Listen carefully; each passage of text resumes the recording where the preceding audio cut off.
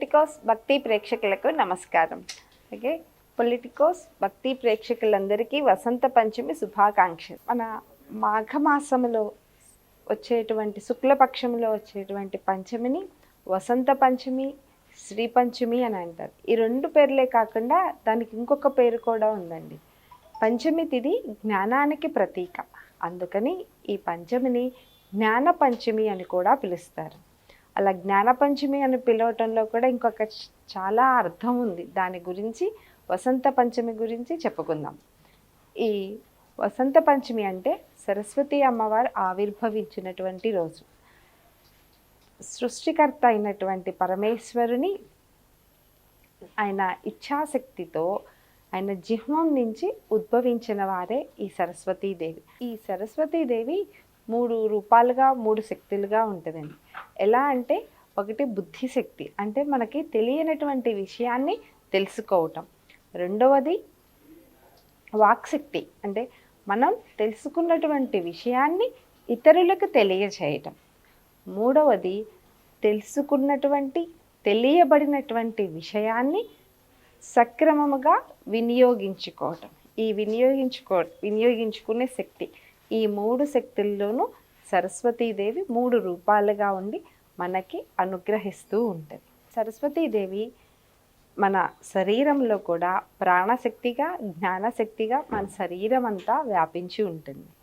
ఈ సరస్వతీదేవి రూపం ఎలా ఉంటుంది అంటే, చక్కగా తెల్లని వర్ణంతో చతుర్భుజాలతో ఉంటారు. ఇంకా అమ్మవారి దేహం మొత్తం అక్షర సముదాయం, అక్షరాలన్నీ అమ్మవారి శరీరమే అన్నమాట. అలాగే ఆ చతుర్భుజాలలో కూడా వీణను పట్టుకొని వాయిస్తూ ఒక హస్తంలో, ఇంకొక హస్తంలో అక్షమాల, పుస్తకం ధరించి ఉంటారు అమ్మవారు. తెల్లని కమలంలో కూర్చుని ఉంటారు. ఇలా కూర్చున్నటువంటి అమ్మవారిని అందరం ఆరాధించాల్సిందే. ఎందుకు, ఎలా అంటే, ఈ ప్రత్యేకించి సరస్వతి అమ్మవారిని అయితే పిల్లల నుంచి పెద్దల దాకా ప్రతి ఒక్కరూ ఆరాధించాల్సిందే. ఎందుకండి అంటే, పిల్లల కంటే చదువు రావాలి, వాళ్ళు ఆరాధన చేసుకుంటే సరిపోతుంది కదా అనుకుంటారేమో. చదువు ఒక్కటి వస్తే సరిపోతుందా అండి? చదువుతో పాటు రావాల్సినవి కూడా చాలా ఉన్నాయి కదా. అమ్మవారు ధరించినటువంటి 4 హస్తాల చతుర్భుజాలతో ఉంటారని చెప్పుకున్నాం కదా. అమ్మవారి చేతిలో ఉన్నటువంటి వీణ స్వరానికి గుర్తు. స్వరం ఒక శబ్ద రూపం ధరిస్తే అది వీణలాగా ఉంటుంది. అలాగే అది కూడా సరస్వతి రూపం అన్నమాట. అమ్మవారి చేతిలో ఉన్నటువంటి అక్షమాల, ఆ నుంచి క్ష వరకు ఉన్నటువంటి అక్షరాల మాలే ఈ అక్షమాల. ఇంకొకటి పుస్తకం, దాని ద్వారానే మనకి జ్ఞానము, విద్య రెండూ లభిస్తున్నాయి. ఇది సరస్వతి అమ్మవారి యొక్క రూపం. అంటే అమ్మవారు శుద్ధ ధవళ రూపంలో ఉంటారు. అంటే క్లిస్టర్ క్లియర్గా ఉంటారు. చాలా స్వచ్ఛంగా, శుద్ధంగా ఉంటారు అన్నమాట. అంత జ్ఞానం ఉన్నటువంటి వాళ్ళే అలా ఉండగలుగుతారు అని కూడా దాని అర్థం. ఇంకా అమ్మవారి యొక్క తత్వం, అమ్మవారు బుద్ధికి, జ్ఞానానికి, విద్యకి, స్మరణకి, ప్రజ్ఞకి, మేధకి, వీటన్నిటికీ ప్రతీక. ఇవన్నీ ప్రతి జీవికి కావాల్సింది, ప్రతి మానవుడికి కావాల్సింది. ఇవి కావాలి అంటే అమ్మవారిని ఆరాధించాల్సిందే. వాక్, మనకి తెలిసినటువంటి దాన్ని ఏదైనా బయటకి చెప్పాలి అన్నా మనకు కావాల్సింది వాకే. అది చెప్పటానికి కూడా మనకి శక్తి కావాలి. ఆ శక్తిని ప్రసాదించేటువంటిదే అమ్మవారు. దాని ద్వారానే మనకి అన్ని కర్మలు, అన్ని కార్యాలు నడుస్తూ ఉంటాయి. అంటే మనకు ఒక సామెత ఉంటుంది, నోరు మంచిదైతే ఊరు మంచిదవుతుందని. మరి మంచి మాటలు మాట్లాడాలి, నలుగురితో మంచిగా ఉండాలి అంటే మన వాక్కు మంచిగా ఉంటేనే ఇవన్నీ సాధ్యమవుతాయి. అది మంచిగా ఉండాలంటే అమ్మవారి కృప కావాలి.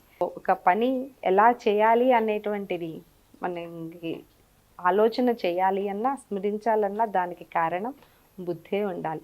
ఆ బుద్ధి సక్రమంగా ఉంటే సక్రమార్గంలో సరైన పనులు చేస్తాం. అదే సరిగా లేకపోతే చెడు పనులు చేసి చెడ్డ పేరే తెచ్చుకుంటూ ఉంటాం. ఇంకొకటి విద్య, దాని ద్వారానే జ్ఞానం పొందుతాం. మంచి చెడు విచక్షణాన్ని తెలుసుకుంటాం. ఇవన్నీ తెలుసుకోవడానికి ముఖ్య కారణం విద్య, అమ్మవారి చేతిలో ఉండేటువంటి పుస్తకం. సో దీనితోనే సర్వం మనకి లభిస్తూ ఉంటాయి.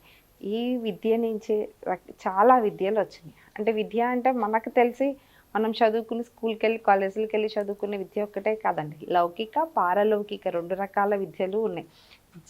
జీవన భృతికి అవసరమైనటువంటి విద్య, మన జీవితాన్ని సార్థకం చేసుకునేటువంటి మోక్షాన్ని ప్రసాదించేటువంటి పారలౌకిక విద్య. ఈ రెండిటికి అధిష్టాత్రి సరస్వతీదేవి.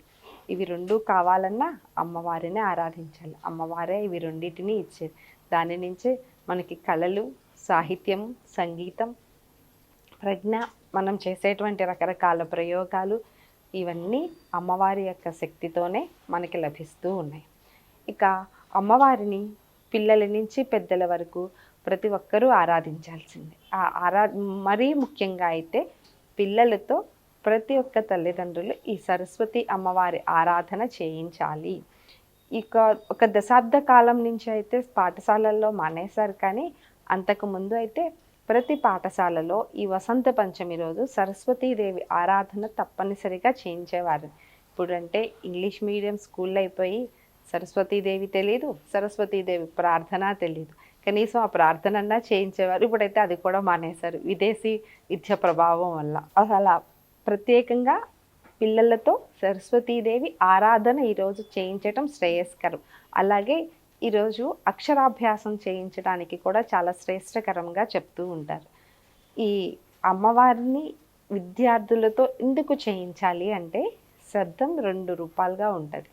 అంటే అసలు ఇందాక చెప్పుకున్నాం కదా, అమ్మవారి శరీరం అంతా అక్షరమయమని. అమ్మవారికి ఇంకొక పేరు కూడా ఉంది, అక్షర అని. ఈ అక్షరాలన్నీ కలిస్తేనే మంత్రం అవుతుంది. అంటే ప్రతి అక్షరం ఏదో ఒక మంత్రానికి సంకేతం. మనం ఏ దేవుణ్ణి ఆరాధించాలన్నా, ఏ దేవుణ్ణి ప్రసన్నం చేసుకోవాలన్నా మనం మంత్రం చదవాల్సిందే. ఆ మంత్రం ద్వారానే ఆ దేవిని, మనకు నచ్చిన, మనకి ఇష్టమైనటువంటి దేవిని ఆరాధన చేసుకోగలుగుతాం. మరి దానికి మూల కారణం అక్షరాలే కదా. అక్షరాలు ఎక్కడివి? సరస్వతి అమ్మవారి రూపాలు. ఈ అక్షరం అనేది మొట్టమొదటిగా ఎలా వచ్చిందంటే ఓం రూపంలో వచ్చింది. అమ్మవారికి ఉన్నటువంటి 2 రూపాలలో మొదటి రూపం ఓంకారం, ప్రణవం అమ్మవారి మొదటి రూపం. రెండవ రూపం వేదం. ఈ వేదాల నుంచే మిగతా శాస్త్రాలన్నీ వచ్చినాయి. ఈ 2 రూపాలు అమ్మవారి. ఈ 2 ఎక్కడుంటాయండి? పుస్తకంలో ఉంటాయి. ఈ చేసుకునేదెవరు, చదివేదెవరు? విద్యార్థులు. అందుకని విద్యార్థులు సరస్వతి అమ్మవారిని తప్పనిసరిగా ఆరాధన చేయాలి. ఇంకొకటి, ఈ ఆరాధనలో కూడా ఆరాధన చేసేటప్పుడు పుస్తకాన్ని, లేఖిని పెట్టి ఆరాధన చేస్తారు. ముఖ్యంగా పుస్తకానికి ఈరోజు పూజ చేయటం అనేది చాలా శ్రేష్టం.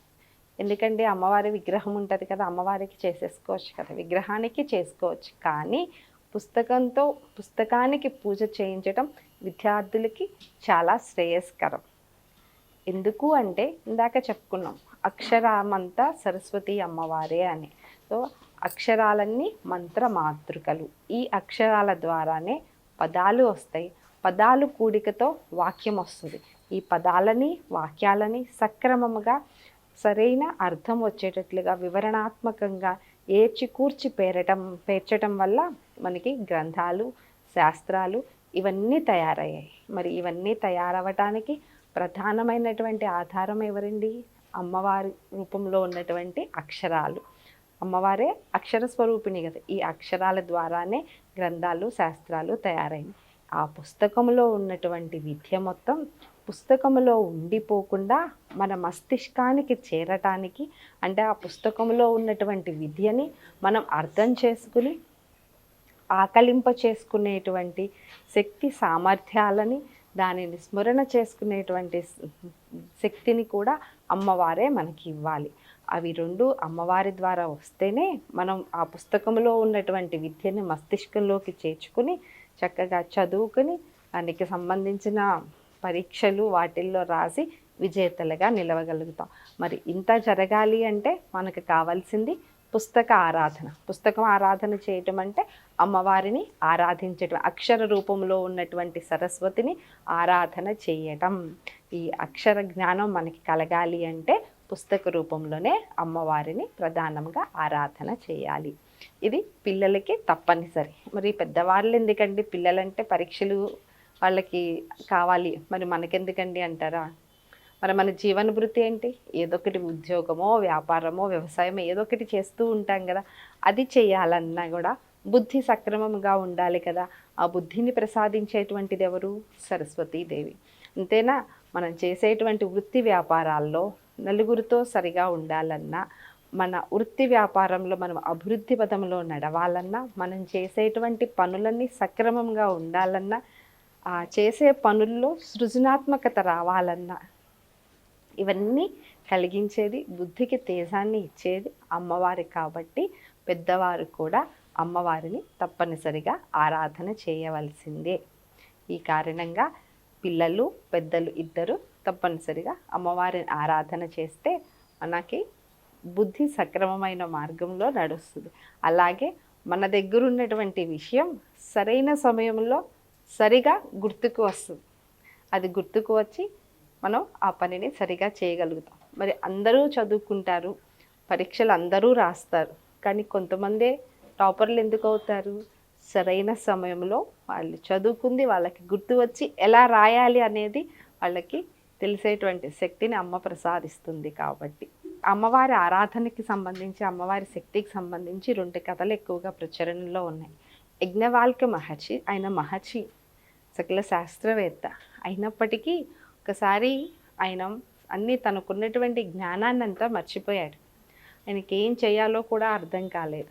ఆయన సూర్యభగవాన్ని ఆరాధించాడు. అయితే సూర్యభగవానుడు చెప్పాడు, నన్ను ఆరాధించడం కన్నా సరస్వతి అమ్మవారిని ఉపాసన చేయని సరస్వతి అమ్మవారి యొక్క ఉపాసనా మంత్రాన్ని ఆయనకి బోధించాడు. దానితో ఆయన అమ్మవారిని ఉపాసన చేయటం వల్ల ఆయన మర్చిపోయినటువంటి జ్ఞానాన్ని అంతా మళ్ళీ పొంది ఆయనకు మొత్తం స్మరణ శక్తి అంతా వచ్చి ఆయన జ్ఞానాన్ని అంతా తిరిగి పొందాడు.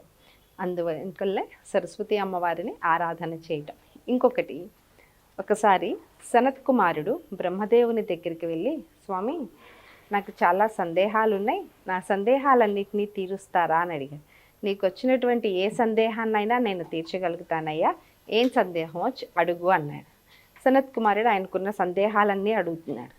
ఆ సందేహాలను తీరుద్దామని మొదలుపెట్టినటువంటి బ్రహ్మదేవునికి అకస్మాత్తుగా ఆయనకి ఏమీ గుర్తు రావట్లేదు. ఏం సమాధానం చెప్పాలో కూడా అర్థం కాలేదు.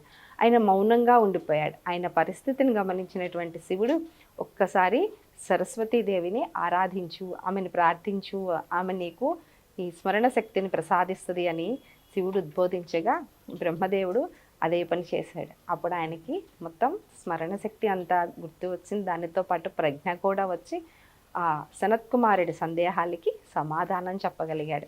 ఒక మానవులే కాదండి, ఈరోజు బ్రహ్మ విష్ణు మహేశ్వరులు ఇంద్రాది దేవతలు అందరూ కూడా ఈరోజు సరస్వతి అమ్మవారిని ఆరాధిస్తారు.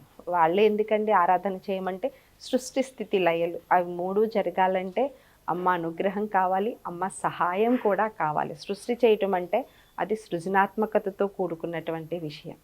అంటే ఇంకా చెప్పాలంటే క్రియేటివిటీ. సో అది కావాలి అంటే మరి మేధస్సు కావాలి కదా. ఆ మేధస్సుని ఇచ్చేది కూడా అమ్మవారే కాదా. అందుకని బ్రహ్మదేవుడు చేస్తాడు. లయం చేయాలి, ఎవరిని ఎలా నడిపించాలి, వీటన్నిటికీ మళ్ళీ అదే కావాలి, బుద్ధి కావాలి. అది ఇచ్చేదే అమ్మవారు. అందుకే త్రిమూర్తులు, సకల దేవతలు అందరూ ఈరోజు అమ్మవారిని ఆరాధిస్తారు. వారితో పాటు మనం కూడా అమ్మవారిని ఆరాధించి విద్య, బుద్ధి, ప్రజ్ఞ, మేధని పొంది మన జీవితంలో ఉన్నత శిఖరాలని చేరుకుందాం. అందరూ ఈ వసంత పంచమి రోజు సరస్వతి అమ్మవారిని ఆరాధించి అమ్మవారి ద్వారా ఉన్నతమైన విద్యావంతులు, బుద్ధిమంతులు అవ్వాలని కోరుకుంటున్నాం. సెలవు. Please subscribe to the channel and download the Politicos app from the links in the description.